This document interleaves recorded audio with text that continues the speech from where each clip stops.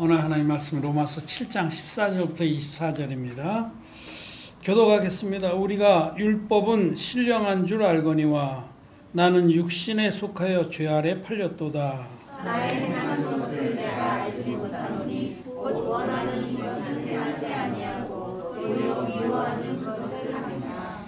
만일 내가 원치 아니하는 그것을 하면 내가 이로 율법에 선한 것을 시인하노니 이제는 이것을 행하는 자가 내가 아니요 내 속에 거하는 죄이라. 내 속 곧 내 육신에 선한 것이 거하지 아니하는 줄을 아노니 원함은 내게 있으나 선을 행하는 것은 없노라. 내가 원하는 바 선하지 아니하고 도리어 원치 아니하는 바 악을 행하는도다. 만일 내가 원치 아니하는 그것을 하면 이를 행하는 자가 내가 아니요 내 속에 거하는 죄이니라. 그러므로 내가 하는 법을 깨달았노니 곧 선을 행하기 원하는 나에게 악이 함께 있는 것이로다. 내 속사람으로는 하나님의 법을 즐거워하되 내 지체 속에서 악한 법이 내 마음의 법과 싸워 내 지체 속에 있는 죄의 법 아래로 나를 사로잡아주는 것을 모르는도다. 오호라 나는 곤고한 사람이로다. 이 사망의 몸에서 누가 나를 건져내랴. 아멘. 24절까지 왔습니다. 여러분 안녕하셨습니까? 오늘도 이제 로마서가 어려운 이유 이 시리즈로 말씀을 드리고자 합니다. 로마서가 어려운 이유 7번 7강입니다. 그 사이에 내가 글을 하나 더 올렸는데 그냥 그거 무시하고 지난번에 번호 달린 거 6번 했으니까 오늘 7번 해서 로마서 연구 그룹에 계속 좀 글을 올려주고 있습니다. 예수님 믿는 사람들에게 로마서가 어렵습니다. 어렵지 않다고 하면 거짓말이에요. 어렵습니다. 한마디로 말하자면 왜 어렵냐 하면 거듭나지 못하고 성경을 로마서를 이해하려고 하기 때문에 어려운 겁니다. 소경이 눈을 떠야지 코끼리가 어떻게 생겼는지 금방 알죠. 근데 소경이 코끼리 만지듯 한다는 속담처럼 소경인 채로 코끼리를 만져서 이해하려고 그러면 그건 어려운 겁니다. 똑같이 우리 주님은 거듭나지 못한 영혼들을 소경이라고, 영적 소경. 소경이 소경을 인도하면 둘 다 구덩이에 빠져 멸망한다. 그렇게 말씀할 때 그는 육신적인 소경이 아니라 영적 소경, 즉 죄사함 받지 못해서 그 영혼이 흑암에 덮여있는 그런 상태를 주님은 소경이라고 말씀하셨죠. 한마디로 말하자면 거듭나지 못한 분들은 로마서가 어려울 수밖에 없는 겁니다. 어려워야 정상입니다. 거듭나지 못했는데 로마서가 쉽다는 것은 그건 지금 뭐라고 말할까요? 그냥 수학 겉핥기식으로 쉽다는 거지 조금만 그 마음을 집중해서 읽어보면 도저히 이해가 안 되는 것이 로마서입니다. 어쨌든 그 거듭나지 못한 이유를 하나하나 풀어서 제가 로마서 어려운 이유에 지금 말씀을 드리는데 오늘은 7번째로 로마서가 어려운 이유 자기의 꼬락서니를 모르기 때문이다. 이렇게 말씀을 드립니다. 자기의 꼬락서니를 모르는 사람은 로마서가 어렵습니다. 자기의 꼬락서니를 모르는 사람은 거듭날 수 없기 때문에 어려운 거죠. 오늘 읽은 이 말씀을 가지고 성경 학자들이나 주석가들이나 설교자들이 많은 논란이 있어요. 이 말씀이 사도 바울이 거듭나기 전의 말씀이냐 아니면 거듭난 후에 해당되는 말씀이냐 막 이거 어떻게 보면 거듭나기 전에 얘기 같고 어떻게 보면 그 다음 얘기 같고 막 혼돈이 많이 되죠.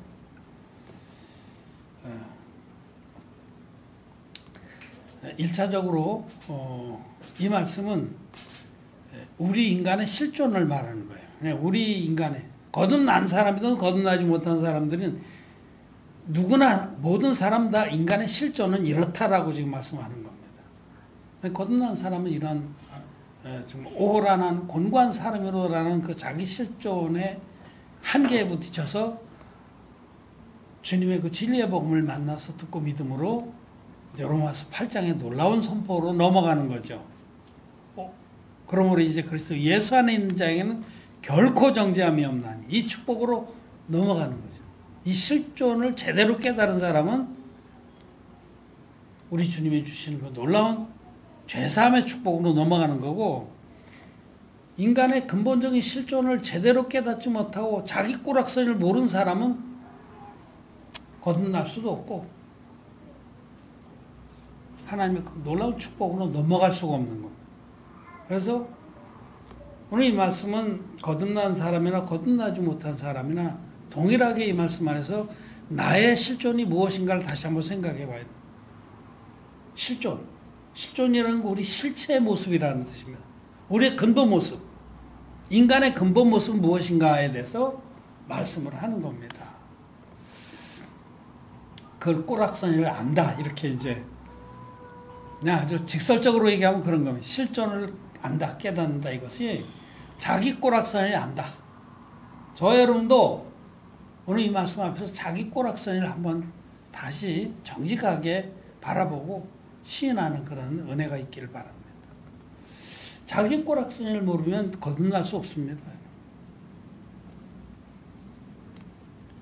예수님을 만난 많은 사람 중에서 바리새인들이 성경에 많이 등장하는데 대표적으로 바리새인들은 자기 꼬락서니를 모르는 자들이었어요. 바리새인들은 자기가 굉장히 거룩한 줄 알았어요. 자기가 굉장히 잘난 줄 알고 거룩한 줄 알고 선한 줄 알고 의로운 줄 아는 그런 사람들은 자기 꼬락서니를 모르는 거예요.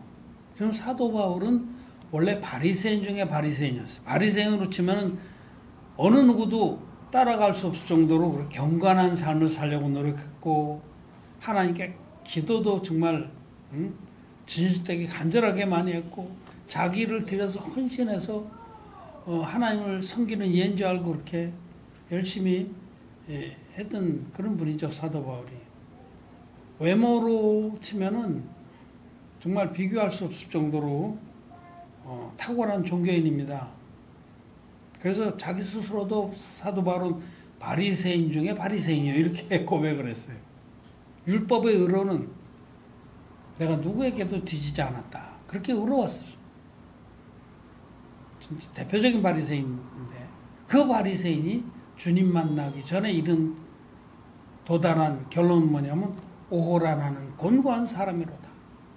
누가 날 이 사망의 몸에서 구해줄고, 나는 누가 구해줘야 하면 도저히 죄에서 벗어날 수가 없고 구원을 받을 수가 없는 자라고 이렇게 깊은 마음에서부터 통곡을 하면서 자기의 실제 모습을 인정하게 됐다는 겁니다. 대부분의 바리새인들은 그렇지 못했어요. 자기가 제일 잘났어. 너무나 의로웠어. 너무나 열심히 했고 너무나 희생적이고.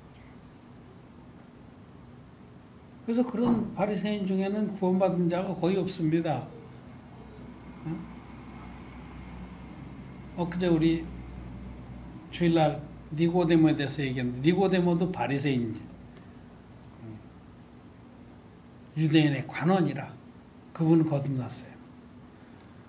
그분은 마음속에 자기 꼬락서니를 알고 정말 자기도 구원을 받아야 되겠다 싶어서 밤중에 예수님을 찾아오지 않았습니까? 자기의 꼬락서니를 알지 못하면 구원을 못 받습니다. 또 어떻게 구원의 복음을 듣고 믿는다고 고백할지라도 자기 꼬락서니 모르면 자기가 받은 구원의 은혜가 그렇게 충만하지가 못합니다. 아주 얕습니다. 발바닥에 잠기는 물처럼. 자기 꼬락서니 모르면 그렇다는 거예요. 그래서 오늘 이 로마서가 어려운 이유, 자기 꼬락서니를 모르기 때문이다. 그 부분을 좀 말씀을 드리고자 합니다. 자기 꼬락서니를 모르면은 거듭나지 못하고 거듭나지 못한 자에게 로마서가 어려운 거죠. 조금 우리가 징검다리 하나 더 놓으면 이 말씀을 건너뛸 수 있는 징검다리는 자기 꼬락선을 모르면은 거듭나지 못하고 거듭나지 못하면 로마서가 어렵다 이렇게 됩니다. 우리는 누가복음 10장의 그 강도 만난 자의 비유를 한번 생각해 봅시다. 우리 주님은 그런 비유를 통해서 우리에게 하나님의 구원의 도를 깨닫게 하십니다. 어떤 사람이 예루살렘에서 여리고로 내려가다가 강도를 만나네. 강도를 만났어요. 그래서 강도들입니다. 떼강도를 만나가지고 뭐 1대1로부터도 어렵겠는데 떼강도니 뭐 꼼짝없이 거반 죽게 되도록 맞았습니다. 상해를 입어가지고 그런 걸 내버려 두고 다 뺏어서 갔죠. 그거는 이제 영적으로 무엇을 말하냐면 예루살렘은 종교의 도시입니다. 이 종교라는 세계에서 나름대로 율법을 지키면서 바르게 살아보려고 정말 진정으로 정직하게 한번 율법하고 싸워봤다는 뜻입니다. 죄하고 싸워봤다. 그래서 우리가 뭐 어떤 싸움을 하면 저는 옛날에 권투 좋아했어요. 요즘엔 권투가 인기가 없는데 옛날에 뭐 박종팔 이런 시대 권투 좋아했습니다. 권투 선수가 링에 올라가면 양쪽에 선수가 있죠. 홍코나 청코나 있고 누가 있으면 레퍼리가 있어요. 심판관이 있어서 누가 졌냐 이겼냐도 판정해주고 또 크린치를 한번 뜯어 말려도 주고 그러는데 우리가 이 신앙생활을 하는 데 있어서 우리는 죄하고 싸우는 겁니다. 종교의 세계는 그거예요. 누가 심판관이냐면 율법이 심판관입니다. 율법이라는 심판관이 딱 있어서 판정을 내려주는 거예요. 오늘 하루 죄하고 싸웠는데 정직한 사람은 죄하고 싸워서 얻어 터지고 거반 죽게 된다라고 성경은 말씀하는 겁니다. 그 판정을 누가 내려주면 율법이 내려줍니다. 너는 오늘도 형편없었어. 그냥 아주 쓰레기같이 넌 들어와서 정직한 사람은 그 율법의 판정 앞에서 거반 죽습니다. 정직하지 않은 사람, 자기가 의로운지 알고 자기가 거룩한지 알고 깨끗한지 알고 이렇게 착각하고 자기 잘난지 아는 사람은 고개 빳빳 들고 아니요, 내가 거반 다 이겼는데요. 그런 사람은 사실은 죄하고 정직하게 싸우지도 않은 사람입니다. 정직하지 않아서 자기 꼬락서리를 모르는 겁니다. 정직한 사람 같으면 자기 꼬락서리가 얼마나 형편없는지를 알고 이 마지막 기절 7장 24절에 오호라 나는 곤고한 사람이로다. 이 고백이 늘 나오게 돼 있는 겁니다. 그런데 이 어떤 강도 만난 사람은 정직한 사람이라는 거예요. 그래서 거반 죽게도 신음을 하고 있는데 그 사람에게는 어떤 사마리아인 대신 예수님이 찾아가서 만나주셨다라고 말합니다. 근데 그 앞에 이 강도 만난 사람 보고 제사장이나 레위인이나 뭐 이런 그 종교인들, 빤돌빤돌한 종교인들, 외식으로 똘똘 뭉친 자기가 꽤 잘난 줄 알고 거룩한 척 하는 그런 자들은 다 피하여 지나갔다고. 그 피하여 나는 저렇게 죄하고 싸워서 져본 적이 없어. 아유, 어떻게 하다 저렇게 죄하고 지냐? 이 바리새인들. 이런 자들은 끝내 구원을 받지 못하고 어떻게 됐냐면 여리고로 내려갔더라. 어떤 사마리아인이 돼서 오신, 정말 이 세상에서는 별로 눈길도 주지 않았던 사마리아인처럼 예수님은 별로 눈길을 안 줬어요. 그 당시에 유력한 자들은 예수님을 별로 눈길을 안 줬습니다. 사마리아인처럼 취급을 했어요. 이방인처럼. 그런데 그들은 어떤 사마리아인 대신 예수님 못 만났습니다. 여리고로 내려갔다는 건 이 세상의 항치를 쫓아 내려갔다 멸망했다. 지옥 갔다 그런 뜻입니다. 그러니까 이 세상에 많은 사람들이 신앙생활에 하나님을 믿으면 신앙생활하는데 누가 구원을 받냐면 하나님 율법 앞에서 정말 죄하고 정직하게 싸워본 사람. 그런 사람이 끝내는 어떤 사마리아인이신 예수님 만나서 예수님이 거반 죽게 된 그를 자기 짐승에 태워서 주막으로 주막은 하나님 교회를 말해요. 하나님 교회로 인도해서 그 다음에 포도주와 기름을 부어서 고쳐주시고 또 주막 주인에게 맡겨서 당신이 다시 돌아올 때까지 보호하고 키워달라고 이렇게 부탁을 하는, 이게 영적으로 아주 하나님께서 우리 교회를 통해서 영혼들을 그렇게 죄하고 싸워서 만신창이 된 영혼들을 당신의 진리의 복음으로 거듭나게 하셔서 교회에 맡겨서 주님이 재림할 때까지 그 안에서 복을 받고 살게 해주신 그 놀라운 은혜를 다 말씀하는 겁니다. 그게 여러분 누가복음 10장에 어떤 사마리아인의 비유고 강도 만난 자의 비유입니다. 그걸 갖다 뭐 착한 사마리아의 비유라고 그래서 우리도 그 착한 사마리아인처럼 선행을 많이 하자 이렇게 설교하는데 천만의 말씀입니다, 여러분. 그런 건 도덕교과서에나 나온 얘기죠. 우리 주님은 모든 사람이 구원에 이르길 원하십니다. 그래서 그 말씀을 기록해 주시고 어떤 자가 구원을 받냐? 자기 꼬락서리 아는 자가 구원을 받는 거예요. 그 강도 만난 자는 자기 꼬락서리 아는 자예요. 그리고 하나님 앞에 정직한 자예요. 저도 거듭나기 전에 나름대로 내가 굉장히 바리새인 같은 자였어요. 내가 굉장히 하나님 앞에 이르도 내가 괜찮은 자다. 하나님을 내가 정말 마음을 다해 섬기는 자에 속한다. 내 의가 많았습니다. 내 꼬락선을 몰랐다는 거죠, 한마디로. 그래서 정말 내가 옳다고 생각하는 것도 율법을 지키는 일에 마음을 많이 들였죠. 그렇게 해서 뭐 어떤 학생들 하숙하기도 어렵고 뭐 여러 가지 너무 가난해서 그러면 우리 집에 방도 많지 않은데 뭐 데려다 같이 공동생활했어요. 학교 보내고 뭐 단적인 예로 그렇다는 거죠. 근데 이제 어떤 일이 있었냐면 길거리에서 어린 그때 한 10살 좀 넘었나 11살 뭐 이렇게 됐나 싶은데 가출소년이지. 가출소년 하나를 만났습니다. 몇 번 만났더니 만날 때마다 빵도 사주고. 결정적으로 이제 골목에 가서 쓰러져 있는 거예요. 얘가 위궤양이 있어요. 이게. 너무 배가 아프니까 아주 깡 말랐어요.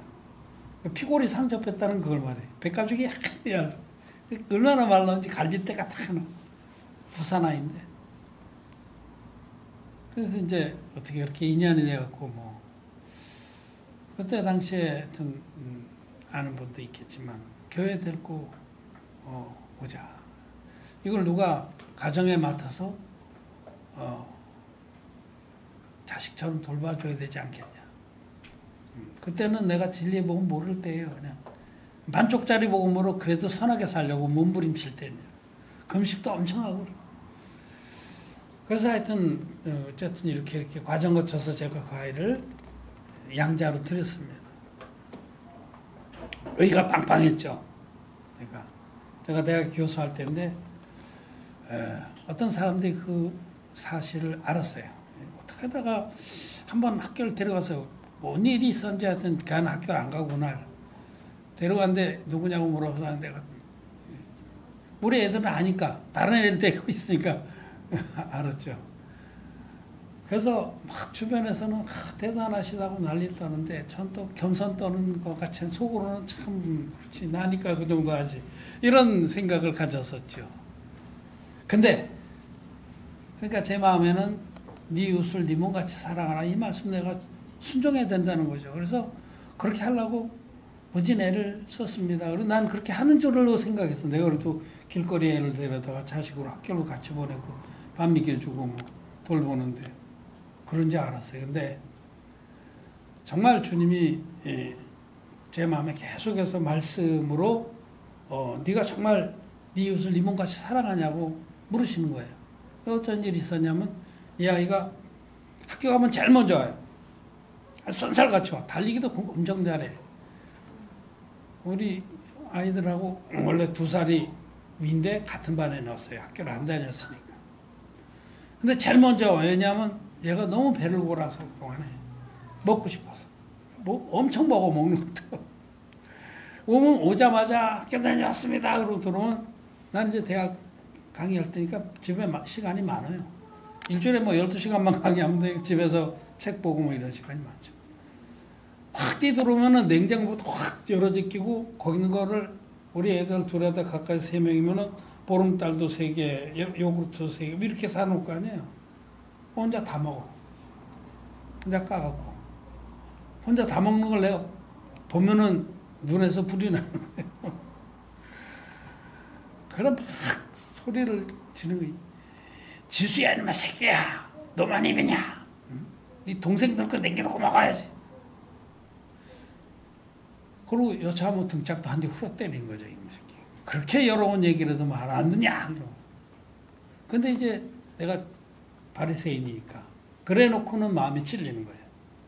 그놈이 얼마나 배가 고팠으면 그랬겠냐. 그게 찔리는 거예요. 이놈이. 그러면 또 그 이놈이 나가서 훌쩍훌쩍 울어. 그럼 내가 마음이 정말 네가 가를 네 몸같이 사랑하는 거냐? 네 자식처럼 사랑하는 거냐 하고 책망을 하시는 거예요. 양심의 소리가 자꾸 들리는 거예요. 그러면 저는 이제 그날부터 금식을 하는 거죠. 내가 위선자입니다. 뭐 그런 것뿐이겠어요? 정말 주님은 탐심은 우상숭배니라 이 말씀하시고 근데 내 마음에 여전히 탐심이 있어요. 내 속에 보면 막 정말 나는 이 죄하고 싸워서 이기고 싶은데 정말 이겨서 죄를 안 짓고 살고 싶은 그런 마음은 있는데 실제 삶에는 다 부딪힙니다. 주님 말씀하시기를 여자를 보고 음욕을 품은 자마다 이미 마음에 간음했느니라 그렇게 말씀하시는데 나를 보면 슬쩍슬쩍 쳐다보고 그렇게 하거든요. 그럼 내가 지금 간음한 거 아니냐 이거죠. 그래서 정말 말씀 앞에 정직하게 서본 사람은 자기 속에 얼마나 더러운 것이 많은지 어림돔지를 토설하게 되어 있습니다. 내 마음으로는 죄를 안 짓고 거룩하게 살고 싶은데 정직하게 나를 볼 때는 내 속에는 마음으로는 선을 행하고 율법을 지키고 싶지만 내 육체 안에 다른 한 법이 있어서 나를 죄 아래로 끌고 가는 것을 날마다 본다는 거죠. 그래서 그 강도 만난 자처럼 죄하고 싸워서 만신창이가 되는 겁니다. 정직한 사람은 그렇게 만신창이가 돼요. 아무것도 내세울 게 없는 유구무원의 사람이 되는 겁니다. 그래서 이 사도 바울이 고백한 것처럼 오라 나는 곤고한 사람이로다. 누가 날 이 사망의 몸에서 구해줄까 하고 고백이 나오는 겁니다. 나중에는 그 고백이 나오는 거예요. 주님, 나는 위선자입니다. 나는 쓰레기 같은 자입니다. 내 마음으로는 선을 행하고 율법을 지키고 싶지만 정말 정직하게 나를 볼 때 내 속에는 선한 것이 거하지 않는 줄 내가 압니다.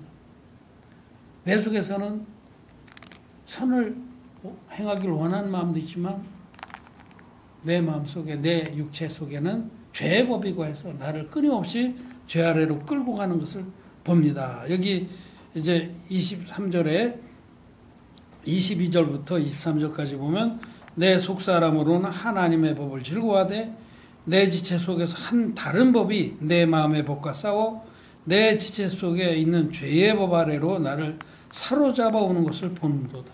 이게 바로 우리의 실존이라는 거예요. 이 실존을 깨달은 자는 주님 앞에 이제 무릎을 꿇는 거예요. 나는 도저히 거룩하게 의롭게 하나님 앞에 죄를 짓지 않고 살 수가 없는 자입니다. 나는 이럴 수밖에 없는 자입니다 하면서 이 탄식을 하는 겁니다. 오라 나는 곤고한 사람이로다. 이 곤고한 사람이로다라는 것이 이 흠정역 성경에는 wretched라는 단어가 쓰는데 비참한 이름, 비참한. Oh, wretched man I am. 난 비참한 사람이로다. 자기가 얼마나 비참한 존재인지 쓰레기만도 못한 존재인지를 그걸 정말 정직하고 깊이 진솔하게 깨닫고 인정하는 자가 그런 자라야 구원을 받습니다. 그런 자라야. 그 말씀을 성경은 합니다. 여러분 욥을 보세요. 욥기를 읽어보면 욥기가 시작에 보면 욥이 너무 안 됐어. 그죠? 시작할 때 보면 하나님께서 동방에 욥이라는 의인이 있는데 그보다 더 의롭고 충성된 자는 내가 보지 못했다. 하나님께서 그렇게 칭찬해줘요. 그렇잖아요? 그 부자였고 아주 의롭고 자기 자식들이 잔치를 하고 오면 혹시라도 치중에 죄를 졌을까봐 그 새끼 수레로 번제를 드리고 그랬어요. 그렇게 아버지가 뭐. 근데 그 욥이 하나님께서 치시니까 사단을 통해서 치셨지만 하나님 허락하신 거예요. 치니까 그 자식 한꺼번에 다 하루 한순간에 다 몰사했죠. 모든 자산이 다 날아가서 자기 몸에 막 말할 수 없는 그 고통에 그 질병이 걸려서 자기가 태어나지 말았으면 하면 그때부터 자기 어머니가 자기를 수태한 나를 원망하면서 이렇게 자기 그 진물난 모든 그 피부의 모든 거기 진물에 죄를 건지면서 사금파리로 긁으면서 그렇게 하나님을 원망하고 자기의 난나를 원망하고 그래요. 그러면서 계속해서 내가 뭘 잘못했냐고 자기 옳음을 주장하는 겁니다. 그걸 잘 봐야 돼요. 저는 옛날에 욥이 왜 이렇게 고난을 당해야 되나? 성경에 왜 욥의 인내를 안다라고 그랬나? 그 이해가 안 됐어요. 근데 여러분, 성경은 나와 여러분들에게 우리에게 옳음이 있느냐라고 묻습니다. 나와 여러분들에게 옳음이 전혀 없습니다. 이 사실을 알아야 돼요. 이 사실을 정말 깊이 인정을 해야 돼요. 옳음이 없어요, 우리에게. 그게 하나님 말씀입니다. 이사야서 64장 말씀을 봅시다. 5절 6절 이렇게 읽읍시다. 내가 한 절 읽고 여러분 한 절 읽겠습니다. 주께서 기쁘게 의를 행하는 자와 주의 길에서 주를 기억하는 자를 선대하시거늘 우리가 범죄함으로 주께서 진노하여 싸우며 이 현상이 이미 오래 싸우니 우리가 어찌 구원을 얻을 수 있으리이까. 대저 우리는 다 부정할 자 같아서 우리의 일은 다 더러움 같으며 우리는 다 쇠퇴함이 입사를 같으므로 우리의 죄악이 바람같이 우리를 몰아가나이다. 여기도 이사야가 하나님께로부터 성령의 은혜로 깨달은 인간의 실존을 얘기하는 거예요. 우리는 이 죄를 짓는 이러한 현상, 속성이 아주 오래됐습니다. 이건 아담서부터 정말 인류 역사 전체가 이렇게 오래된 이게 속성입니다. 죄를 짓게 돼 있어 우리는 근본. 이게 우리 조상이 유전한 망령된 행실이 우리 속에 내재합니다. 물려받은 거예요. 태어날 때부터 우리는 죄를 물려받고 태어났어요. 그래서 어쩔 수가 없는 거예요. 이거는 이 안에 들려서 태어났기 때문에 흔들면 쏟아지게 돼 있는 거예요. 이게 우리 실존이라는 이 사실을 알아야 돼요. 우리 속에 선한 것이 거하지 않습니다. 죄밖에 없습니다. 흔들면 흔들수록 자기 잘남으로 흔들면 흔들수록 죄만 쏟아집니다. 이사야도 이렇게 고백하고 우리에게는 선한 것이 하나도 없다. 대죠. 우리는 다 부정한 것 같으며 대죠. 대체로 대죠. 우리는 다 부정한 자 같아서 더러운 자라는 게 부정이라고. 우리의 의는 다 더러운 것 같아. 우리 의. 인간에게 의가 있느냐? 자기 눈의 의죠. 자기 보기엔 의입니다. 자기 보기엔 자기 옳음이 있어. 내가 뭘 잘못한 게 있냐? 자기 옳음이 많습니다. 인간에게는. 근데 하나님은 없다라는 거예요. 사람이 의롭다는 거 하나님 눈에는 더러운 것과 같습니다. 그 안에는 모든 더러운 동기들이 다 섞여 있어요. 자기는 의롭다고 좀 주장하는데 그 속에는 자기의 그 여러 가지 동기들, 나를 세우고자 하는 거, 나의 물질적인 욕망도 있을 수 있고 속에는 모든 동기들이 여기 섞여 있어요. 의에는. 그래서 그게 하나님 보시기엔 더러운 것과 같은 거예요. 제가 아이를 데려다가 양자 삼아서 몇 년 키우다가 그 아버지를 찾아서 나중에 돌려보냈는데 그놈이 또 나왔다고 그러더라고요. 나는 그렇게 보내는 게 옳은 줄 알았고 아버지도 만나보니까 간절히 아이를 키우고 싶어 해서 보냈어요. 부산에. 그 아이를 키우면서 내가 얼마나 의롭게 스스로를 의롭게 생각했어요. 근데 그 속에는요 온갖 더러운 동기들이 다 섞여 있습니다. 나는 그걸 의롭다고 그러지만 하나님께서는 더러운 옷과 같다라고 말씀을 하시는 거예요. 우리 사람에게는 나와 여러분들에게는 하나님 보시기에 인정할 만한 의는 없습니다. 거긴 다 나쁜 동기들이 섞여 있습니다. 궁창 아랫물처럼 궁창 아랫물은 땅에 더러운 성분들이 녹아 있는데 우리의 의는 다 더럽습니다. 이 성경이 이렇게 말씀하시는 거예요. 그래서 하나님 앞에서 정말 유구무원의 상태가 돼야 되는 거죠. 욥은 그렇게 의로웠어요. 우리는 근처도 못 갈 정도로 인간 중에서는 최고로 의로웠는데 그 의를 하나님께서 깨시는 겁니다. 그게 깨지지 않으면 욥이 하나님 앞에 거듭날 수가 없는 거예요. 너무나 의가 빵빵해서 그 깨지는데 더 힘들어. 더 힘든 거예요. 의가 빵빵하지 않은 사람은 그냥 일찌감치 무릎 꿇고 인정을 합니다. 맞습니다. 주님 말씀 안 하셔도 내가 다 합니다. 자기가 얼마나 더러운지를 인정하고 확 깨지는데 이제 바울 같은 사람, 사울이었을 때 빵빵하거든요. 그러니까 심하게 깨지는 거죠.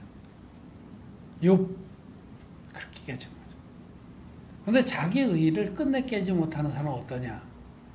그럼 가인을 보세요. 가인은 땅의 소산으로 하나님께 예물을 삼아서 드리는데 그 굉장히 의롭고 바르고 하나님 앞에 그게 참 충성된 거냐 끝까지 그렇게 생각했어요.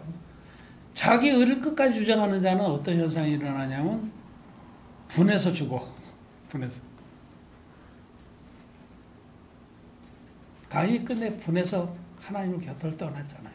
분해서 동생도 죽이고 그러고도 분이 안 풀려서 끝까지 쳐놨잖아요. 내가 뭘 내가 내 동생을 지키는 자니까. 왜 내 재물은 받지 않고 왜 동생 재물만 받느냐 이거죠. 내가 뭐 잘못했냐. 자기 모습을 모르는 사람은 분해서 죽습니다.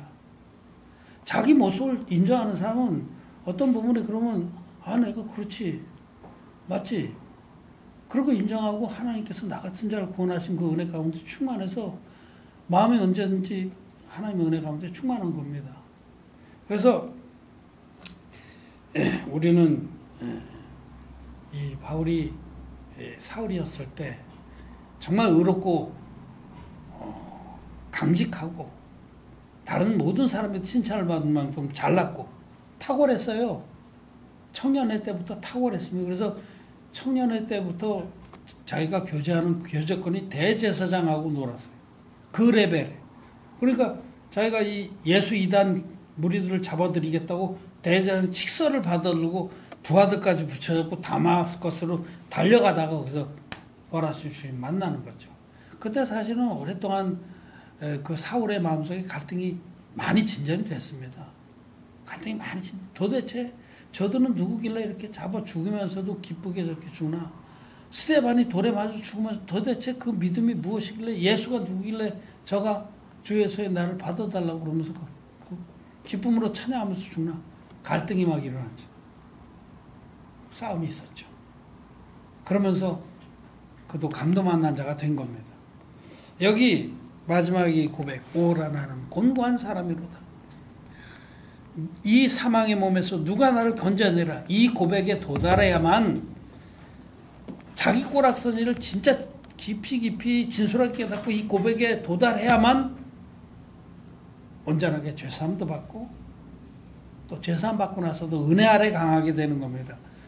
디모데에게 사도 바울이 내 아들 디모데야, 네가 내 은혜 주 예수 그리스도 안에 있는 은혜 아래 강하고 그랬는데 여러분 우리가 마음에 주님의 은혜가 충만한 사람 어떤 사람이냐면 자기 꼬락서니를 아는 사람입니다.